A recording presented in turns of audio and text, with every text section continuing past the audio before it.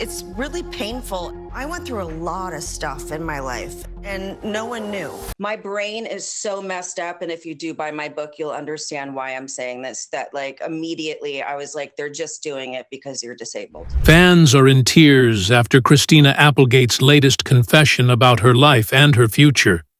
She can't stand up without help, and she can't work a 12-hour day anymore, but she's not staying quiet. Her new life involves a wheelchair and a lot of regrets about a childhood she never truly had. The upcoming release of her memoir is already sending waves through the industry as people realize she's about to name names. What most people don't realize is that her struggle didn't start with a diagnosis. It started when she was just 3 months old. I was being brought to set in a wheelchair. Like, I couldn't walk that far. So I had to tell everybody because I needed help. You know, I needed someone to help me stand, and I needed someone to help. I needed someone to help me to get there. Hidden scars behind the spotlight. Christina Applegate just lost everything, and she isn't hiding it anymore. Her final television role is officially done, and her last movie was canceled before it even started. She can't work anymore because a disease is literally destroying her body, making every single movement feel like a battle. But if you think the scandal is just about her illness, you are missing the biggest piece of the puzzle. See, the real drama is what happened 40 years ago that nobody ever knew about. We are talking about abuse, predators, and the impossible choices she made while she was still just a child. Her upcoming memoir, titled You with the Sad Eyes, promises to reveal trauma that will leave even her biggest fans in tears. Some secrets were never meant to stay buried, but she is tired of carrying them. Christina was born on November 25, 1971, right in the heart of Hollywood. Her father was a big record producer, and her mother was a singer and actress. But their marriage didn't even last until she could walk. Her life in show business began before she could even remember her own name. When she was only 3 months old, she appeared on the soap opera Days of Our Lives. Her mother, Nancy Pretty, couldn't afford a babysitter, so she just took Christina to auditions and performances. Sometimes the baby was coaxed on stage with chocolate candies while her mother acted out her scenes. Most children her age were still learning how to talk, but Christina had already joined the Screen Actors Guild by the time she was in kindergarten. At only 5 months old, she was already earning money in a baby bottle commercial. It wasn't just about being a cute kid. It was how her single mother kept them afloat in an expensive city. Christina's earliest memories weren't about playing with toys or watching cartoons. They were about being on a professional set, hearing stage directions, and waiting for the next scene to start. Her world was filled with famous musicians and actors. One time, a famous musician gave her a guitar that she kept for many years. That world was all she knew, but she wasn't just a child in Hollywood. She was surviving in it. By age 9, she made her film debut in a strange horror movie about snakes possessed by the devil. It was an obscure movie that barely anyone saw, but it marked her jump from baby commercials to serious acting roles. She moved on to popular shows like Charles in Charge and Silver Spoons. In 1986, she even won a Young Artist Award. Most kids spent their afternoons at a park, but Christina spent hers learning lines and shooting scenes under hot lights. But get this. Behind all that early success was something deeply painful that she never told anyone. When she was only 8 years old, a boy in her neighborhood called her fat. It was just one word, but it hit her so hard that it changed her life forever. She later admitted that single moment started a long, dark battle with food and her own self-worth. By the time she was 15 and landing the role of Kelly Bundy on Married with Children, her mother actually enrolled her in Weight Watchers. Christina stopped eating properly because she was terrified of gaining even a single pound. Some days she would eat only 5 almonds. If she accidentally ate 6, she would cry and refuse to leave her house. Her mother didn't seem to understand the damage she was doing. When Christina dropped down to only 110 pounds, her mother just asked her how she did it. She wanted to be so thin that her bones would show. For decades, no one knew she was silently starving herself while making millions of people laugh on television. She didn't talk about it in public until 2024. Even now, she struggles to look at herself in a mirror and has to write notes on the glass just to avoid having a breakdown. The pressure to be perfect was already crushing her before she even became a household name.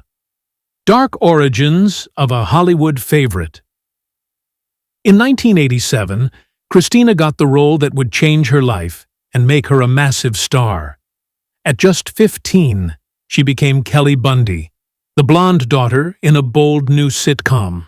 The show ran for 11 seasons and helped a whole network grow into a major power. It was crude, funny, and totally unlike anything else on television at the time. Christina's version of the dumb blonde became a cultural icon. Her lines were called Kelly-isms, and they turned into fan favorites across the country. But while she was making everyone laugh, she was secretly suffering. Her eating disorder lasted for decades, and the pressure to stay thin for the cameras was more than any teenager should have to handle. She looked fine when the lights were on, but inside she was breaking apart. Her first big movie role came when she was 19, but things didn't go the way the studio hoped. The movie, Don't Tell Mom the Babysitter's Dead, opened in theaters in 1991 and barely made a splash. It landed at number 6 and only made $4.2 million on its first weekend. In total, it only earned $25.1 million. Christina didn't even want to do the movie in the first place. She was still working on her sitcom and thought she was above doing commercial films.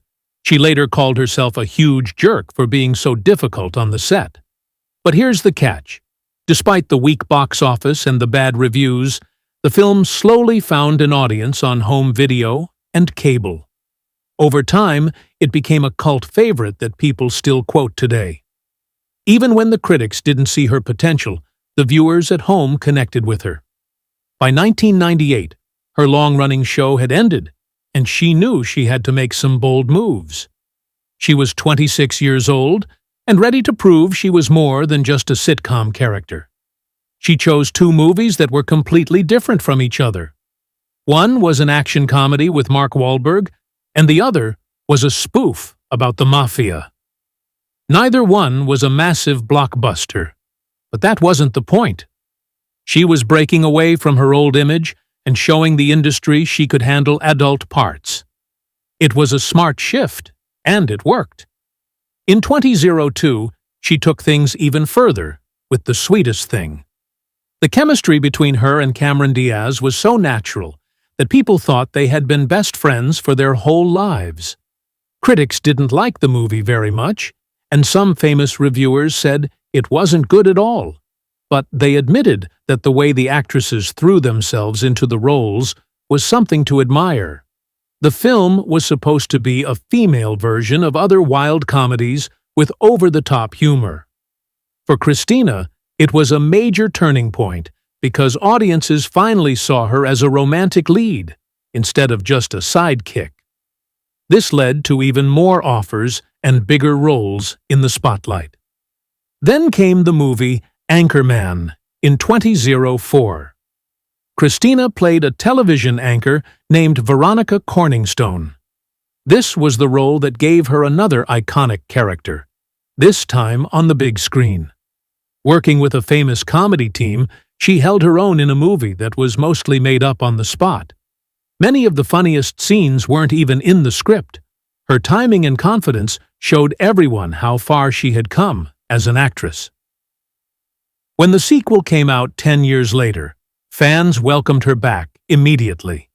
She had grown from a young girl on a couch into a fearless performer who could stand toe-to-toe with anyone in the business. She had finally reached the top of the mountain, but her body was about to give her a very different reality. Painful truth about sweet charity. Christina always dreamed of performing on Broadway, and in 2005, that dream finally came true. She took the lead role in a major musical revival at a famous theater in New York. The show ran for 279 performances, and her acting earned her a Tony Award nomination. Critics were amazed that she could move from television comedy to professional musical theater so easily. She had trained as a dancer since she was a little girl, so this role felt like the culmination of everything she had ever worked for. But the road to that stage was far from smooth. The physical demands of the show were intense, and the energy required for every performance was non-stop. Still, she was determined to push through the exhaustion to prove she belonged there. Then came the night that changed everything. During a show in Chicago before they moved to New York, Christina broke a bone in her right foot. It happened in the very first minutes of the performance, but she kept going for another 20 minutes until the pain became too much to bear. Her understudy had to finish the show for her. At first, the producers said the show wouldn't even make it to Broadway because of the injury. But just 2 days later, Christina convinced the lead producer to keep the show alive. She was way too passionate to let it end like that. When she finally returned to the stage, she had to wear special medical boots that went up to her ankles to support the injury. These boots became a permanent part of her look on stage. They were necessary for her to walk, but they were also a constant reminder of what the show was costing her. She kept dancing through the pain because she didn't want to give up. But here is the deal. The damage to her foot turned out to be permanent. In 2013, she finally admitted that she could not dance anymore. She said it with a lot of sadness because dancing had been a part of her soul since she was a toddler. That one injury ended a huge part of her life and changed how she thought about her future. Even though she tried to dance when she could, those physically demanding roles were now completely out of reach. The Tony nomination was a huge honor, but it also hurt. It showed that she had truly arrived as a Broadway star right as her dancing career was over. On the opening night in New York, her co-star gave her flowers and told the audience how much she had earned her place on that stage. His words captured the struggle and the courage it took for her to be there. While her career was hit with physical pain, her personal life was also falling apart behind the scenes. Her marriage to another actor looked like a dream to the public. They had been together for years and got married in Palm Springs. Everyone thought it would last, but things weren't right. By the end of 2005, they filed for divorce. It was finalized a couple of years later. Christina kept the houses and a luxury car, while her ex-husband left with a different car and a statue. Neither of them asked for financial support, but what came next was even sadder. Her ex-husband said he fell into a very dark place after the split. He turned to substances and felt like he had been abandoned by everything. Their long relationship ended not with a big fight, but with a lot of silence and regret. She was trying to heal from a broken heart, but a much bigger health crisis was waiting just around the corner. Bravery in the face of fear. Less than a year after her divorce was finalized, Christina faced something even worse than a breakup. Her ex-boyfriend passed away alone in his apartment at the age of only 26. The cause was an overdose, and Christina was completely heartbroken. She called him an incredible person and said he would be missed more than words could say. They had been together while her marriage was falling apart, and she had tried to help him with his struggles. Then, just a few months later, news came that changed her life forever. In August 2008, Christina was diagnosed with breast cancer. She was only 36 years old. It was caught early during a routine check, but it was still a massive shock. She had no symptoms at all, but she had been getting checked since she was 30 because her mother had survived the disease twice. Tests showed that Christina carried a specific gene mutation. This meant her risk of getting cancer again was extremely high. Faced with those terrifying numbers, she didn't wait around. Even though the cancer was only found in one place, she chose to have both breasts removed. She said she didn't want to keep going back for tests every few months and living in fear. She wanted peace of mind. The decision shocked a lot of people because she was so young and her career was based on her appearance. But she did what she thought was best for her survival. A month later, she was declared cancer-free. She didn't need extra treatments because the surgery had worked, but it wasn't an easy recovery. She admitted there were moments where she just cried and screamed at the world. She tried to keep her sense of humor alive by making jokes about her body. But underneath the jokes, the pain was very real. In 2009, she turned that pain into something powerful. She started a charity to help other women who were at high risk for cancer get the screenings they needed. Many of those tests are not covered by insurance and can be very expensive. Her charity has raised millions of dollars and helped countless women get life-saving help. Christina turned her worst moment into a mission to save others. She kept going even when it hurt. Her return to television after her sitcom days started with a show called Jessie. She played a single mother and earned her first Golden Globe nomination. The show didn't last forever, but it proved she could carry a series on her own. She won awards and showed the world she was a grown woman with real acting range. Then came a surprising twist in 2002 when she appeared on the show Friends. She played the shallow sister of one of the main characters, and her performance was so good that she won an Emmy Award for it. The crazy part is that she had never even seen the show before she started filming her scenes. Years later, she joked that she couldn't believe she won an award for a show she hadn't watched. It became one of her most famous roles. In 2007, she took even more control of her career with a show called Samantha Who. She wasn't just the star, she was also a producer. The show was about a woman who loses her memory and has to rebuild her life. It earned her more nominations and awards, and it felt like a symbol of how she was constantly rebuilding herself in real life. But as she was reaching new heights, her body was preparing to deliver the hardest blow of all. She thought she had seen the worst of it, but her biggest fight was still ahead. Losing control of her own body. In 2021, while she was filming the final season of her show, Dead to Me, Christina was diagnosed with multiple sclerosis. Looking back, she realized the signs had been there for years. She had fallen down while running during an earlier season, but just brushed it off as being clumsy.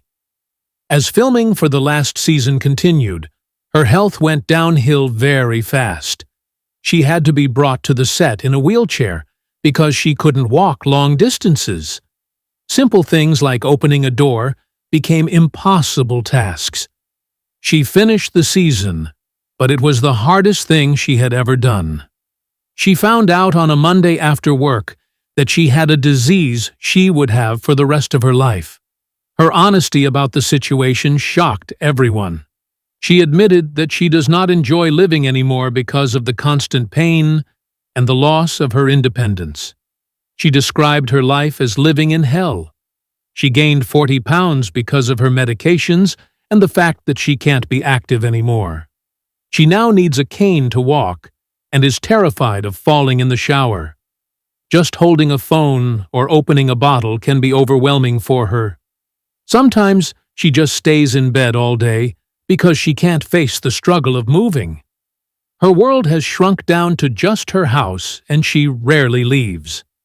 Things got even worse in 2023 when she got very sick from something she ate at a restaurant. It caused days of intense sickness that she described in very graphic detail. She had to go to the emergency room more than 30 times because of stomach issues. The pain and the exhaustion seemed like they would never end. Finally, she made the heartbreaking announcement that she didn't see herself ever working in front of a camera again. Working long days on a set just wasn't possible for her body. Is the pressure of Hollywood fame to blame for the tragic physical breakdown of our favorite stars? Or is there a deeper secret we are still missing? Make sure to like and subscribe.